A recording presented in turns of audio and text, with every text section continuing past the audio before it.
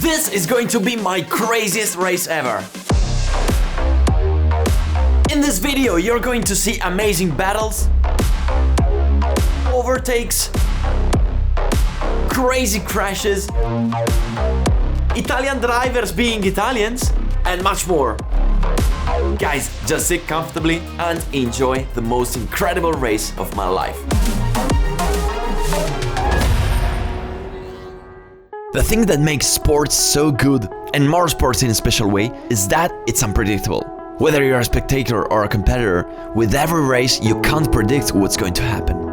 And even when you think you know how it will go, fate slaps you in the face and turns everything around. Seriously guys, who would have expected that in 2019, after 5 ribs and a collarbone, I would immediately return to the saddle and win the championship at the last corner of the last lap of the last race, finishing on equal points with the second? And who would have thought that an amateur championship could be as thrilling as a world championship? And who would have thought that my motorcycle career would end the following years after 2 turns?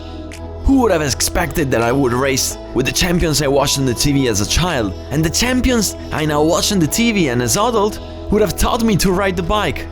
This is sports. This is motorsports. Until the last lap, until the last corner, you never know how it will end. Because motorsport is unpredictable.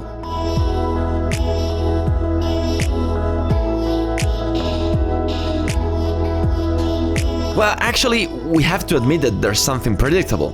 For example, if we go back in time, in the first year with these racing cars, it was predictable that every race would have been crazy. While unfortunately, this year, with these cars, it's predictable that every time I go on track, something will break. It's a never-ending story, a tunnel of which I no longer see the end. Today, we are in Misano, 4th round of the championship, turning point, and we are still fully in the middle of the tunnel.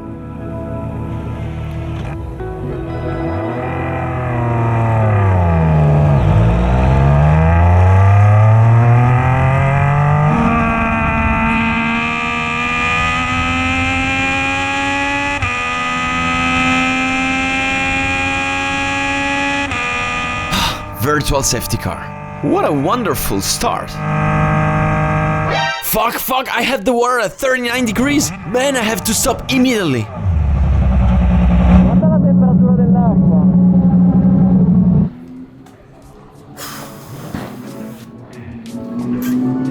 I'll give you a quick recap of what happened during the season. First day of testing. The wiring is not working and the control unit cuts. The gearbox and the steering wheel are not working and the steering lever breaks. First racing weekend. A fan blocks. This shorts the system, causing some of the next failures. The battery collapses at every turn. In qualifying, the voltage regulator burns out and I start last. Then we go to the second weekend. In qualifying, the wheel comes out of the axle and I break a tire. In race 1, one screw from the rear end comes loose. And in race 2, I fold the axle and burn the alternator. Third racing weekend. Free practice 1, the steering lever breaks. Free practice 2, a cylinder doesn't work. Race 1, I break again the rear subframe. Race 2, I bend the axle. And at this point, it's clear that there is a huge problem. The problem is not us, because everyone else keeps breaking the car. And the problem is not the cars, because in the past year, the same cars were good. And I've always been in love with these cars and the emotions that they give. The problem is not the tires, because they're used all around the world. And it's not the engine, because it's the same engine of the legend cars and it goes great. So I believe, but take it as a mine opinion, that the problem was putting such important updates, like bigger and grippier tires and a more powerful engine, on such a delicate car without taking the necessary tests. So from the beginning, we worked to solve the problems. The team reinforced various parts of the car, and the organization from this race allowed us to use a more rigid axle. And at least that shouldn't bend anymore. So we went to Cremona 3 days ago to test the new axle, and so cool! Guys, I finally back to driving the wonderful and fun old racing car. All those crappy oversteer problems are gone. Finally, one good news. No, wait. No.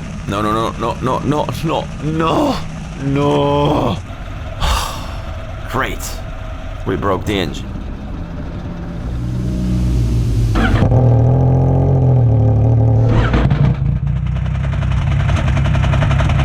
engine broken 3 days before the race. And of course, we found ourselves without the other engine, because the other engine has been mounted on the other car of my teammate who broke the engine 2 weeks ago. So desperate, I put an announcement on Instagram. Many people helped me, so thank you so much. So we found the engine, we took the engine, we put it on the car super fast because, you know, we were running out of time. I go on track, and what happens in the first session? The engine is now supposed to be at 39 degrees, and if I keep driving it breaks. So I enter the pit, we check everything, and what do we find? Oil everywhere and oil inside the water.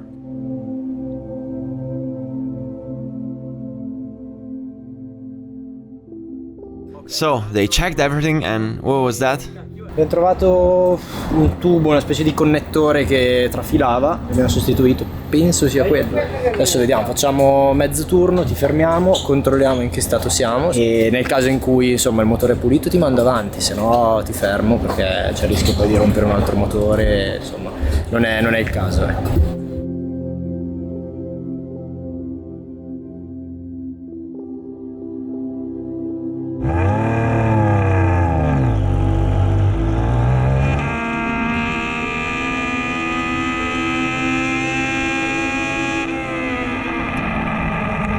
No, fuck!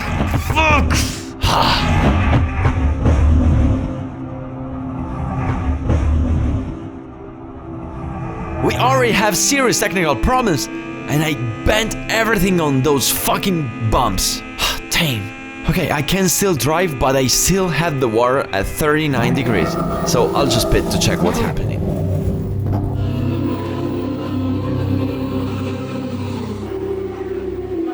So, the engine still sprays oil, and I have to stop.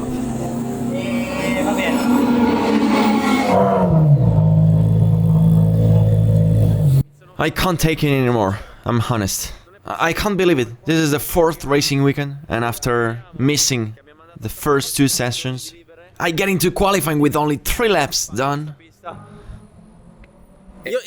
I really do my best, but in these conditions, it's impossible to be competitive. Because what's the problem? The problem is that the engines we use on these cars are not new engines, because you can't find them and they are too expensive. So usually you buy the engines come from street bikes who crashed. And one engine from a crash bike usually works, but when you put it on the car, you might have something to fix, something not working. I mean, it's not sure that the engine is perfect. And in this case, apparently it wasn't. So this is how I got to the end of the day that actually we did no laps. It's this constant ongoing struggle against problems that is slowly killing us. It's like trying to dry the rocks at the sea. It's an immense and at the same time useless job. Even today, as always, we have found the problem, or rather the problems. We pissed oil because one of the 2 screws of the chain tensioner was stripped, and we saw strange temperatures because the sensors had been mounted incorrectly by those who sold us the used engine. And let's also add the damage I caused on those bumps. They put them for the GTs so they don't cut, but I don't understand the meaning. Just put track limits like in Formula 1, but don't put concrete sidewalks that if you run on them you explode the car. My teammate hit them and broke the engine. Another engine, and we have no more engines. Really guys, I confess, I was about to go home, but I did not. And that's for 2 reasons. Because I respect the work and the efforts of the team, and because I know how unpredictable motorsport is. We know anything can happen until the last corner.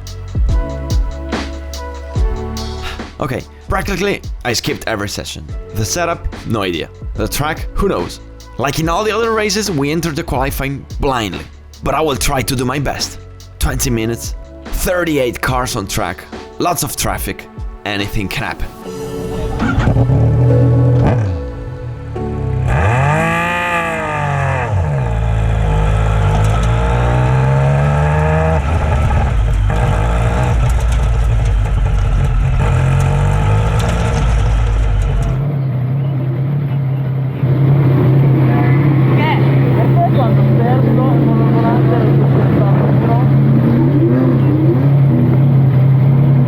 La scatola sterzo non era rotta ieri.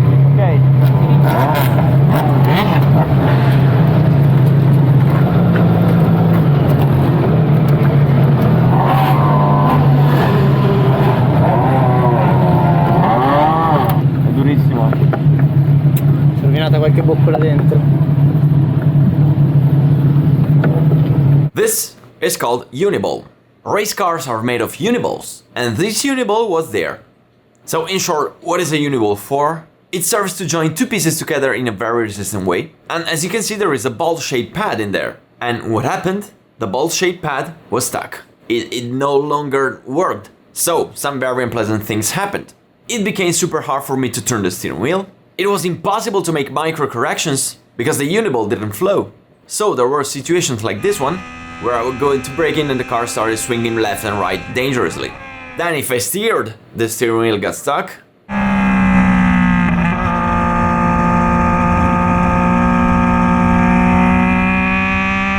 And even if it's stuck, the wheels still swerve like crazy. So that was a disaster, but in that moment we didn't know what the problem is. So I'll just have to do a miracle. I will have to drive in these conditions and try to put together a decent lap without crashing. So let's jump on board for a qualifying lap. As you can see, there was a lot of traffic, so I was trying to find space. So last corner, ready to launch for the fastest lap of my qualifying with the broken car. This is the same track as the MotoGP. We usually brake very late here. We try to bring as much speed as possible in turn 1. As you can see, I'm struggling with the steer because this car is quite undrivable.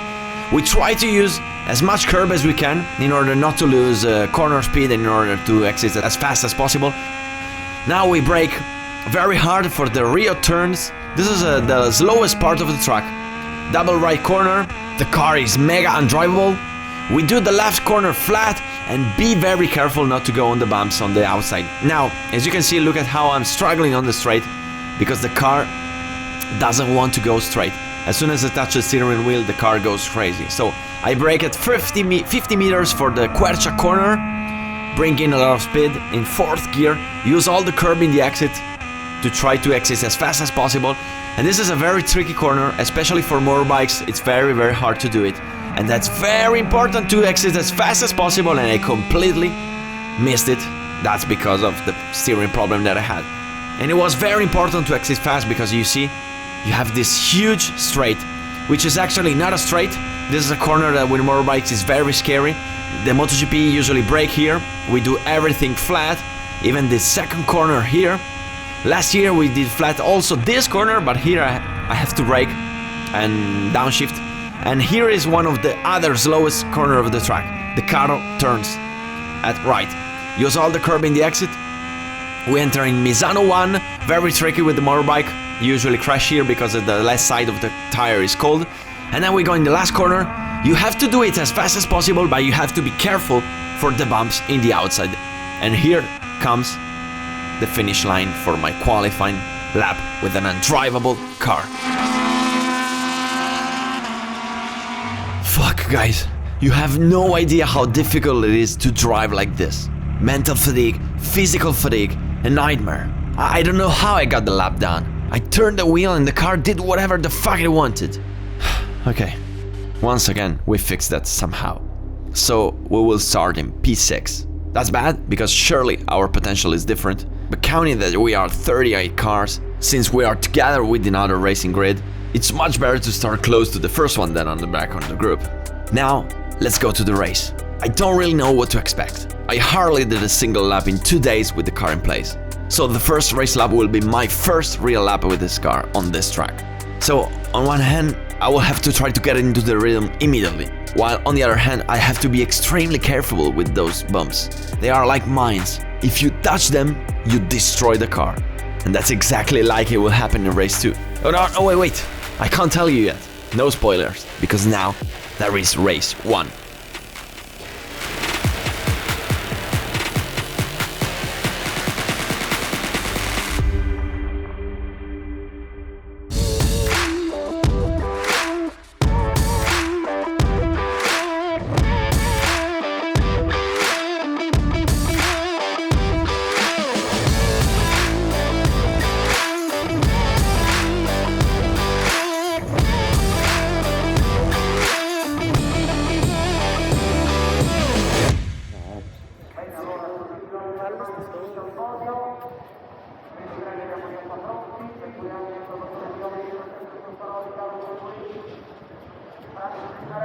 Mettiti qua con l'ombrello, così fai ombra a quello sul muretto.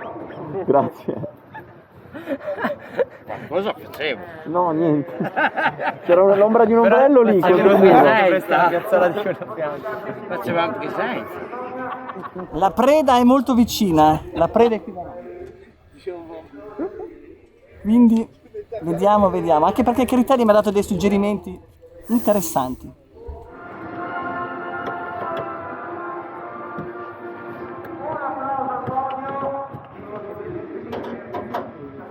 Fino all'ultimo tiriamo le viti io. Non ti preoccupare. Lascialo fare. Lasciami controllare. Lei accendi Alberto. Adesso? Quando abbiamo il doppio pulsante io preferisco sempre farti accendere prima.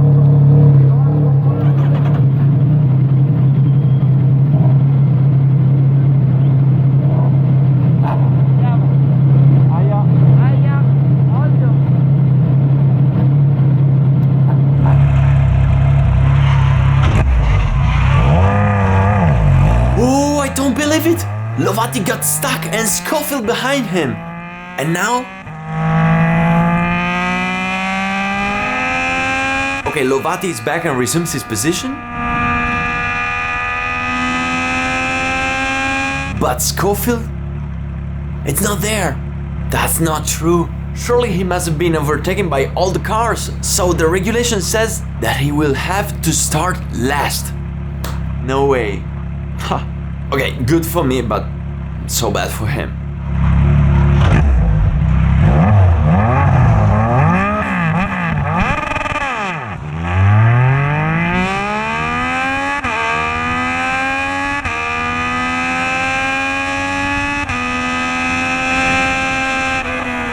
I started badly, but I didn't lose any position. Come on.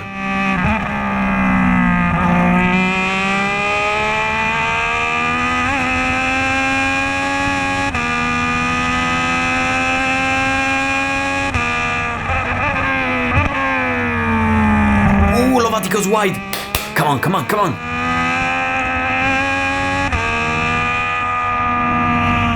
Fuck. I had to do turn 6 super slow, and now they're coming to get me from behind.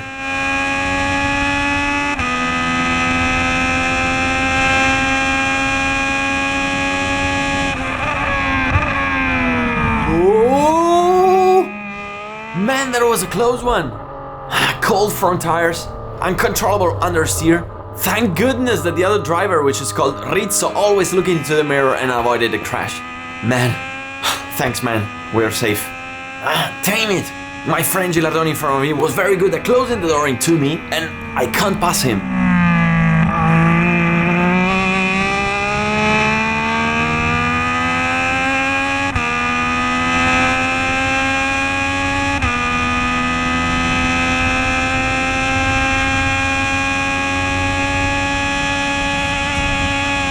Ooh, that was close. Sorry, I miscalculated everything. Sorry.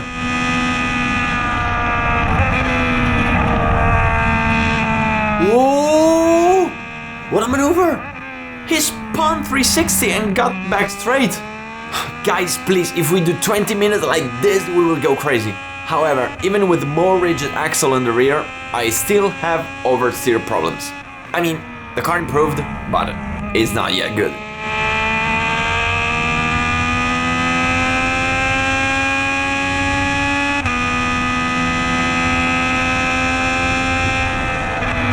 Con il gruppo di testa, attenzione qui l'attacco di Critelli su Azzori, il quale però tiene duro all'esterno, subito Bagar, attenzione intanto, bandiere gialle, dunque subito full cursiello e dunque a questo punto entrerà molto probabilmente la safety car in pista. I do not understand this safety car. So, there is a car stopped after the corner.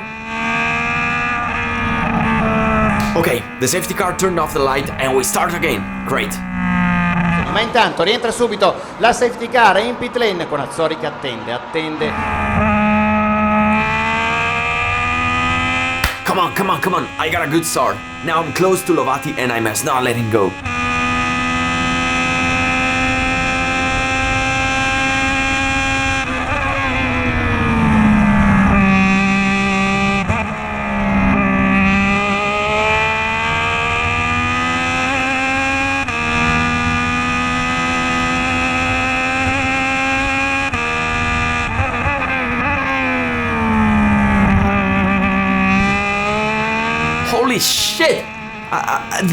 these corners I lost like half second. What the hell, guys? I'm trying to understand what's wrong with my drive. And yeah, that's because this is actually the second lap of the weekend with the car working. So I still don't have the pace, and I still need a few laps to get to the limit. So come on.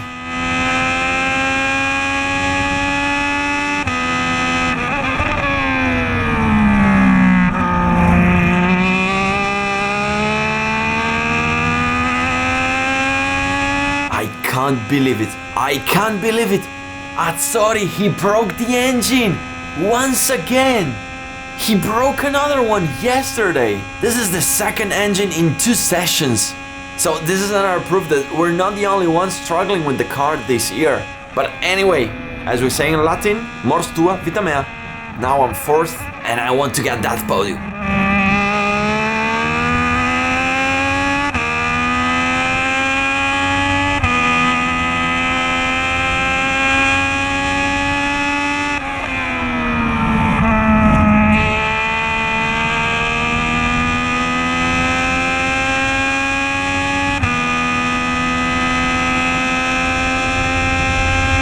Modellini che prova a ricucire il gap che lo separa da Davide Critelli, prova a infilarsi in un punto dove non c'è spazio, sfrutta tutto il cordolo qui Modellini, il quale, lo ricordiamo, è al comando della graduatoria assoluta, reduce da una tappa di Vallelunga poco felice per lui. Okay, it's true that in front of me they're fighting, so they're losing some time, but it's also true that now I have a good pace and I'm driving almost like the leaders.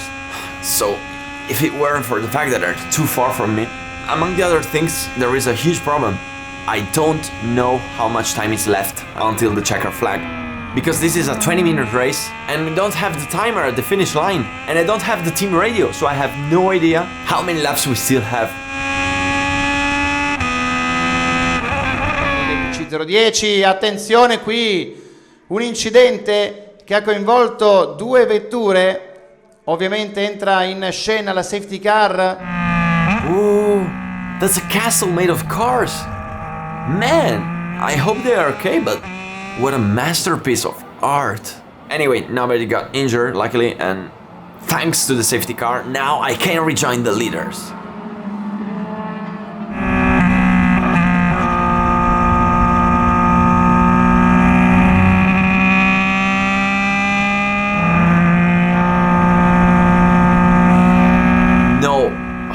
Come on! Red flag! Really? But why? I don't know how much time has passed, but I think we raced at least 70% of the race, so I'm afraid the race will end here.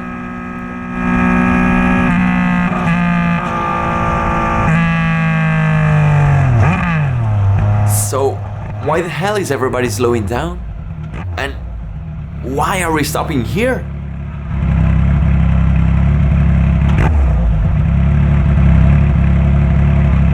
I'm not getting it, I swear.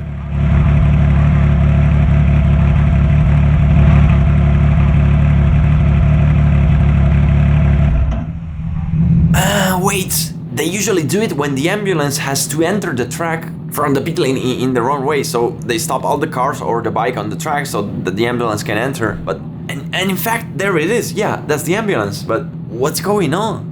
I mean, I hope nobody got injured, because I see the driver of the cars, so they were fine.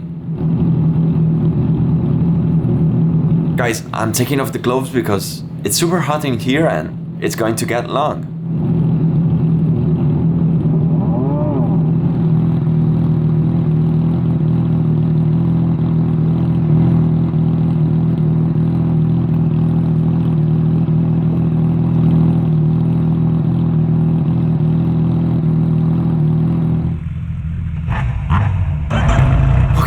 After 10 minutes stuck on the track, we can restart the engines and apparently the race ends here.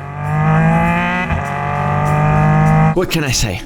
I can't say that it went very badly because I started 6th and finished 4th, but this is definitely not the result that I wanted. I mean, there are those who will be happy for a 4th place, but honestly I've had enough. Why? Because it is 4 weekends in a row that we do 4th or 5th. And not because we're not fast, but because we always arrive in the race without actually driving and spending most of the time fixing problems. And there's a lot going on out there. And you know, I'm not Lewis Hamilton. And do you understand that it's so hard to be competitive like this? But let's look on the bright side. The car didn't break, and in race 2 we will start from the second row. So, will I finally be able to take home at least one podium? Which at this point I think I deserve at least.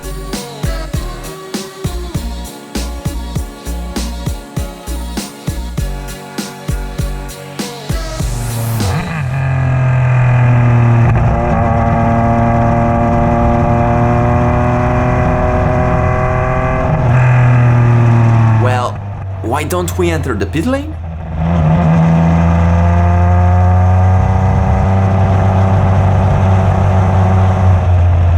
They gave the red flag that the race is over. Maybe there is the ambulance at the entrance of the pit lane, so we will enter from another part of the track. So we will exit from the other part of the pit lane.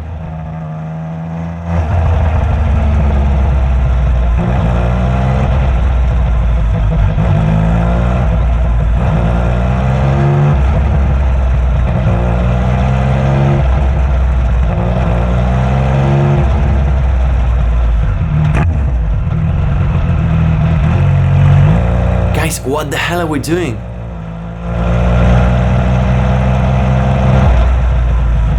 They sign us to get ready? And we're starting again! So we should not line up on the grid, but in a straight line? I don't believe it! The race was not over! We start again behind the safety car!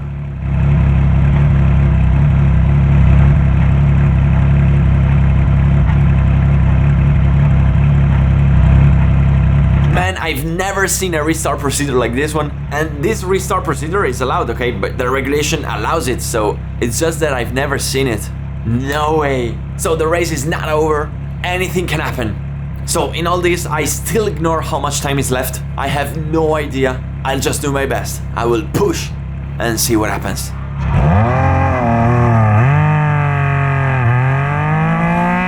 Corsia box, dunque attenzione perché la gara torna a dare grandi emozioni qui a Misano Adriatico con la safety car che tra pochi istanti rientra, lo fa in questo momento in pit lane Davide Critelli, che dovrà tenere a bada in questa seconda parte di gara Andrea Bodellini, Tommaso Lovati e Alberto Naska. Si riparte in questo momento, green flag, bandiera verde con Critelli che sfreccia davanti ai box, subito seguito a ruota da Bodellini, Tommaso Lovati, Alberto Naska e quindi Michele De Matteis. Lovati is struggling. He is struggling. I will have to pass him.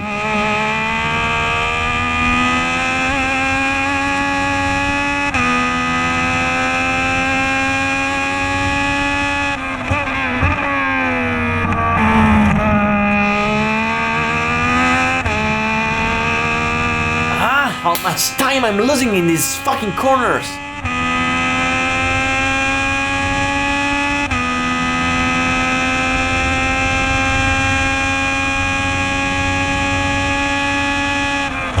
Lovati l'attacco di Bodellini, si porta in seconda posizione. Come on, come on, come on, come on. Good, good, good. Fight, guys, fight. So I will come and get you.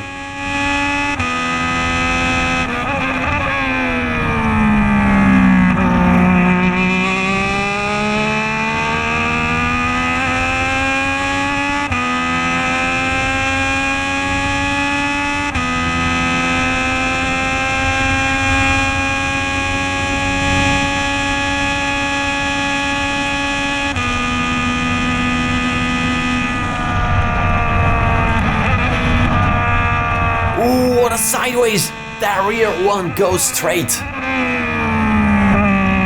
Sideways again. Come on, come on, come on. He's struggling, he's struggling.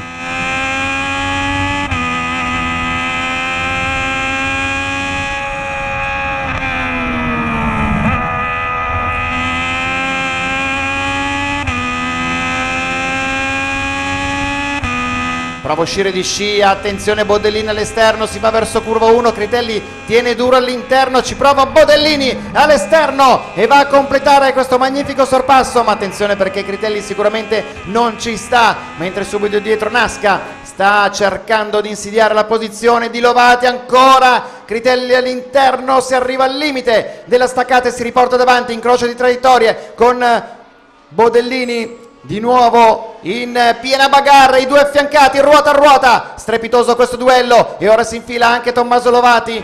Yes, yes, yes, fight! Destroy yourselves so I can get you. And in the meantime, behind me there is Schofield. He was starting last. How did he get there?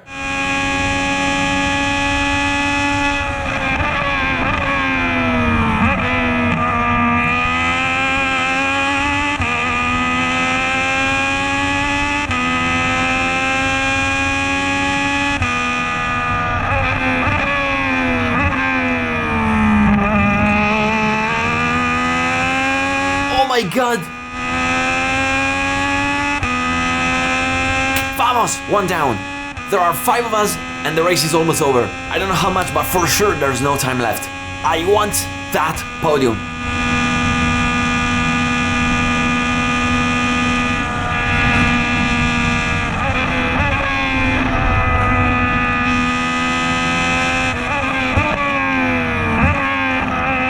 Oh my god, what did I dodge? C'è il contatto incredibile tra Bodellini e Lovati, entrambi in testa coda. I don't believe it! I don't believe it! Lovati and Bodellini, they're out! And Schofield is the race leader! He was starting last! I can't believe it! This is the craziest race in my life with these Formula race cars. Critelli is far away and it's just me and Schofield. You and me fighting for the win. And when it's like this, guys, I'm sorry. I will try to go for the victory because the second place is not enough for me. And this could be my first race victory with these cars.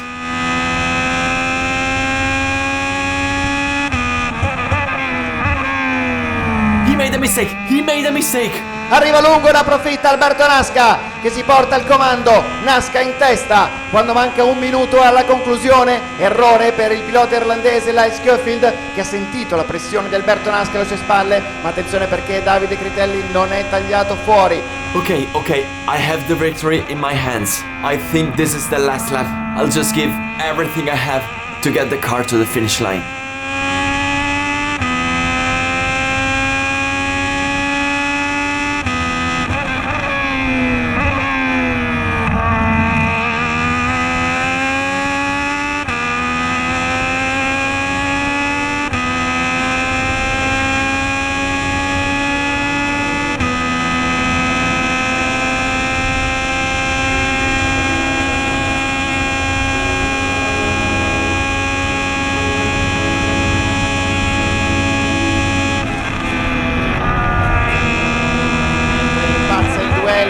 Al tramonto tra Critelli che infila Lyle Schofield, il quale però prova a rifarsi. Critelli va a toccare la ghiaia, manca intanto 1 secondo alla conclusione del tempo che va a scadere in questo momento con Alberto Naska al comando di questa gara 1 della FX3. Andiamo con le immagini sul traguardo, arriva la bandiera a scacchi per il successo di Alberto Naska che precede Lyle Schofield, terzo posto per Davide Critelli, gara davvero pazzesca.